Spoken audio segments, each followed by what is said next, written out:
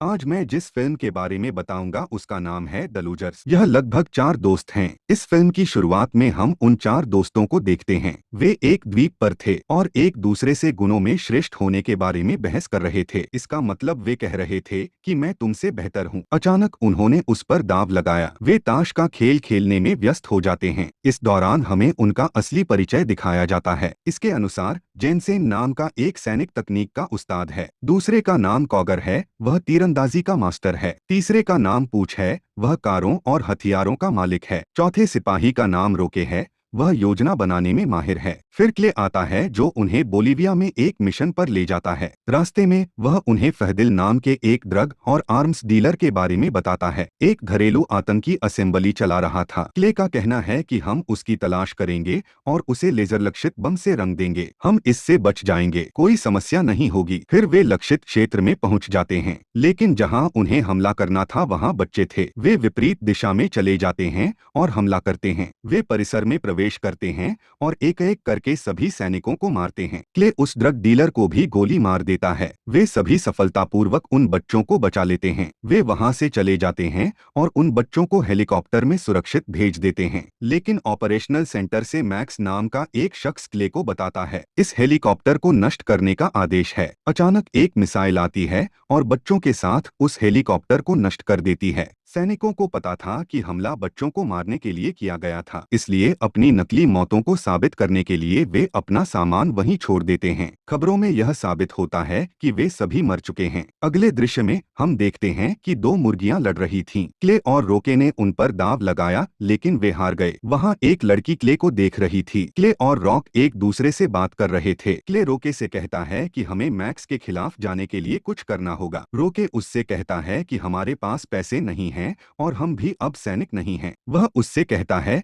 इसलिए हमें यह सब नहीं करना चाहिए। फिर हम क्ले को एक क्लब में देखते हैं कि लड़की उसका पीछा करते हुए वहां आती है। वह उसके साथ खुलकर बात करने की कोशिश करती है और क्ले उसे होटल के कमरे में ले जाती है। लड़की वॉशरूम जाने का बहाना बनाते हुए बंदूक उठा लेती है। वे लड़ने लगते हैं। लड़की कमजोर लगती है, लेकिन जब वह क्ले से लड़ती है तो ऐसा लगता है कि वह लड़ाई की उस्ताद है। वह क्ले के सिर पर एक बोतल फेंकती है। फिर उसने उसे कुर्सी से मारा और वह एक अच्छी सेनानी थी। क्ले उससे पूछता है कि तुम मुझसे क्या चाहते हो। वह कहती है कि मैं मैक्स को खोजने में आपकी मदद कर सकता हूँ। क्ले महिला से पूछता है कि आप कैसे जानते हैं कि हम जीवित हैं। वह कहती है कि मैंने हेलीकॉप्टर के एक टुकड़े से पूरे दांत गिन लिए हैं। वह क्ले को एक सौदा पेश करती है जिसमें वह कहती है कि मैं तुम्हारी स्थिति वापस दे दूंगा और मुझे बदले में मैक्स चाहिए। महिला उसे पता देती है और सभी सैनिकों के साथ वहां आने के लिए कहती है। मिट्टी उससे कहती है कि अगर तुम झूठ बोल रहे हो तो मैं तुम्हें मार डालूंगा। अगले दृश्य में हम देखते हैं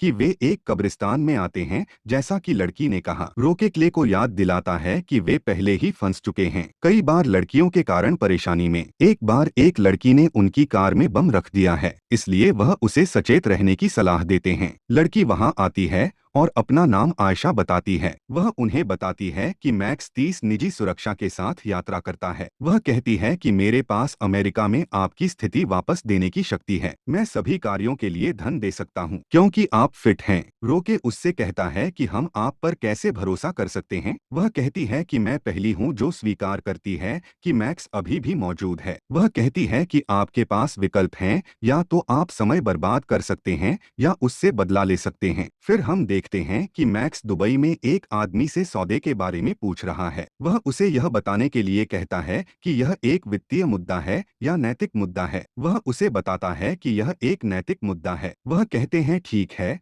तो आप इस सौदे पर नैतिक आपत्ति दे रहे हैं। वह कहता है कृपया मुझे क्षमा करें, इसे छोड़ दें। अमीर आदमी उसे मारने के लिए अपने आदमी को इशारा करता है, लेकिन वह सोचता है कि वह उसे 57वीं मंजिल से फेंकने के लिए कह रहा है। फिर वह अन्य दो से उनकी संभावनाओं के बारे में पूछता है। पुरुषों में से एक का कहना है कि हमारी नैतिक संभावनाएं अलग हैं। इसका मतलब है कि हम नैतिक मूल्यों को एक अलग तरीके से देखते हैं। मैक्स का कहना है कि मुझे एक टेस्ट करना है और उनके 4 उपयोग करने हैं। वह आदमी कहता है कि मुझे और पैसों की जरूरत होगी। अमीर आदमी कहता है कि आपको पैसा मिलेगा। दूसरी तरफ आयशा सभी सैनिकों को चुपके से अमेरिका ले जाती है। तब अमीर आदमी हेलीकॉप्टर में सवार था और वह सोनिक को डिमेट्रिलाइज करने और एक खाली द्वीप पर इस्तेमाल करने के लिए नष्ट कर देता है। उनका कहना है कि इससे प्रदूषण नहीं होगा। फिर अमीर आदमी का आदमी वेड पूछता है कि हम इसे किसको बेचेंगे। उन्होंने कहा कि हम इसे चीनी लोगों को बेच देंगे, पता नहीं वे हमें इसकी असली कीमत देंगे या नहीं। यह 6 साल के बच्चे को बंदूक रखने जैसा है। वेड पूछता है इसका क्या मतलब है। एक और युद्ध। मैक्स का कहना है कि हम यह सब अमेरिका को बचाने के लिए कर रहे हैं। मैक्स का सहायक छाता संभाल नहीं सका, इसलिए उसने उसे गोली मार दी। फिर हम देखते हैं कि सैनिकों का समूह कार्रवाई करता है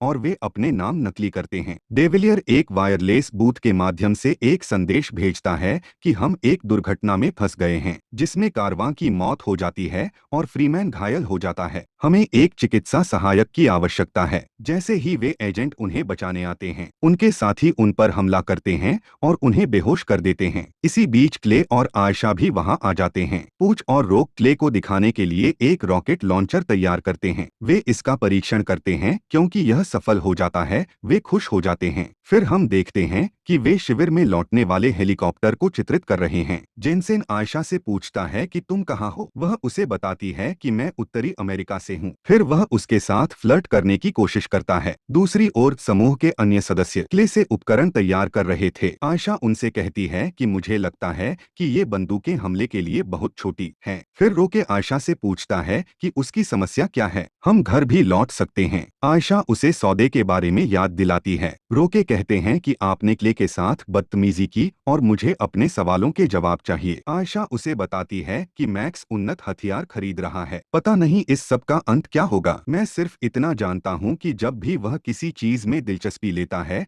तो कई लोगों की जान चली जाती है। रोके उससे पूछता है कि क्या आपको लगता है कि आप उसे रोक सकते हैं। वह कहती है कि आप लोग यह काम करेंगे। रोके ने लड़की पर अपनी बंदूक तान दी और क्ले से पूछा कि क्या मैं इस लड़की को मार सकता हूँ। क्ले का कहना है कि नहीं, आप ऐसा नहीं करेंगे। आयशा कहती है कि मुझे गोली मार दो, लेकिन क्ले ने उसे रोक दिया। कभी कभी सोचने के बाद रोके मान जाता है और वह उसे गोली नहीं मारता, लेकिन वह उससे कहता है कि अगर हम इस लड़की की वजह से किसी समस्या में पड़ेंगे तो मैं उसे नहीं बख्शूंगा। अगले दृश्य में हम देखते हैं कि रोके और क्ले गुप्त रूप से एक कार से देख रहे थे। एक कार प्रोटोकॉल के साथ जा रही है। उनका मानना है कि इसके अंदर मैक्स है। जैसे ही कार चलती है, रोके उस पर एक स्थान हथियार चलाता है। इससे उन्हें पता चल जाएगा कि मैक्स कहाँ जा रहा है। उन्होंने अपनी स्थिति निर्धारित की। कॉगर एक कार पर ध्यान केंद्रित करता है और उस पर गोली मारता है। यह नष्ट हो जाता है और मैक्स का साथी वहां से जाने की कोशिश करता है, लेकिन उसे पता चल जाता है कि आसपास के रास्ते बंद हैं। इस बीच क्ले कार से बाहर आता है और उन पर एक धुआं का गोला दागता है। इसके साथ आयशा और पूछ हेलीकॉप्टर में आ जाते हैं। मैक्स का साथी उन पर गोली चलाने का आदेश देता है। रोके ने जिस कार में आग लगाई उस पर स्थान हथियार सेट किया है। वेड नियंत्रक से मदद मांगता है, जिसमें ट्रक में हथियार लिए गए थे। वे इसे हेलीकॉप्टर के जरिए उठाते हैं। मैक्स के सैनिक जमीन से हेलीकॉप्टर से फायरिंग शुरू कर देते हैं। फिर क्ले पुच से उनकी वर्तमान स्थिति पूछती है। वह उसे बताता है कि हमने ट्रक उठा लिया है और उसे ले जा रहे हैं। वे लौटते हैं और पुच आश्चर्यजनक रूप से क्ले से कहते हैं, क्या आप जानते हैं मैक्स का आदमी वेड भी वहाँ था। इस बीच रोके कहता है कि हमें ट्रक के अंदर देखना चाहिए कि उसमें क्या है। ट्रक का दरवाजा खुलते ही सिपाही उसमें से निकल आते हैं। वे मिट्टी पर बंदूक तानते हैं। वे आते हैं और उन सैनिकों को बेहोश कर देते हैं और क्ले को बचा लेते हैं। क्ले एक सैनिक से पूछता है कि मैक्स कहाँ है। वह कहता है कि मुझे नहीं पता और पूछ भी उसे बेहोश कर देता है। फिर कॉगर ट्रक से एक बक्सा लेता है। उसमें एक हार्ड ड्राइव थी। हार्ड ड्राइव लॉक था। इसे हैक किए बिना नहीं खोला जा सकता है। क्ले ने आयशा को मारने और सब कुछ जलाने का आदेश दिया। आयशा उससे पूछती है कि क्या आप नहीं देखना चाहते कि उस हार्ड ड्राइव के अंदर क्या है। मुझे नहीं पता मैक्स कहाँ है, लेकिन मुझे पता है कि वह उस ट्रक में कुछ कीमती ले जा रहा है। वह कहती है कि हमें देखना चाहिए कि इसके अंदर क्या है, इसलिए हम इसका इस्तेमाल उसके खिलाफ कर सकते हैं। जेनसेन क्ले को बताता है कि यह हार्ड ड्राइव आसानी से नहीं खुल सकती। क्ले का कहना है कि क्या आपको याद है कि बच्चों ने आदमी की वजह से अपनी जान गंवाई। रोके कहते हैं हाँ मुझे याद है, लेकिन मैं इन सब में नहीं फंसना चाहता। मैं अपना पिछला जीवन चाहता हूँ। जब वह गुस्से में लड़की को मारने जाता है, क्ले उससे कहता है कि अगर आपको मेरे काम करने का तरीका पसंद नहीं है तो आप जा सकते हैं। रोके उससे कहता है कि मैं कहाँ जाऊंगा, हम अब फंस गए हैं, आप आगे क्या करना चाहते हैं। यह सब कहकर वह क्ले को आक्रामक बना देता है। मिट्टी ने उसे घूंसा मारा, दूसरे उसे रोकते हैं। तब पूछ रोके से कहता है कि आपको शुक्रगुजार होना चाहिए कि हम जिंदा हैं। मैक्स के खिलाफ उपयोग करने के लिए हमारे पास हार्ड ड्राइव भी है। क्ले उन्हें आयशा को रिहा करने के लिए कहता है क्योंकि उन्होंने आयशा को बांध दिया था। अगले दृश्य में हम देखते हैं कि मैक्स किसी को एक कोड बता रहा था। वेड आता है और उससे कोड के बारे में पूछता है। अपनी परियोजनाओं के बारे में जानने के लिए मैक्स वेड से पूछता है कि वह उनके बारे में जानता है या नहीं। वह उससे पूछता है कि क्या आप उनके बारे में जानते हैं, लेकिन वह कहता है नहीं, मुझे नहीं पता। मैक्स उससे कहता है कि हमें भविष्य के लिए काम करना चाहिए। फिर वह उसे 45 सेकंड देता है और कहता है कि बताओ मेरी हार्ड ड्राइव का क्या हुआ। वेड उसे एक किताब देता है जिसमें क्ले और उसकी इकाई के चित्र थे। मैक्स उसे यह कहते हुए वापस कर देता है क्योंकि इससे उसे कोई फर्क नहीं पड़ता। वेड उसे याद दिलाता है कि आपने कुछ लोगों को मारने के लिए 4 महीने पहले उनके साथ काम किया था। वह कहते हैं कि मैंने 4 महीने में बहुत कुछ किया है। जब वह उसे और संकेत देता है तो उसे याद आता है। मैक्स उससे पूछता है कि क्या उनके पास मेरी हार्ड ड्राइव है। ठीक है, तो 5 मरे हुए लोगों ने आपका अपहरण कर लिया।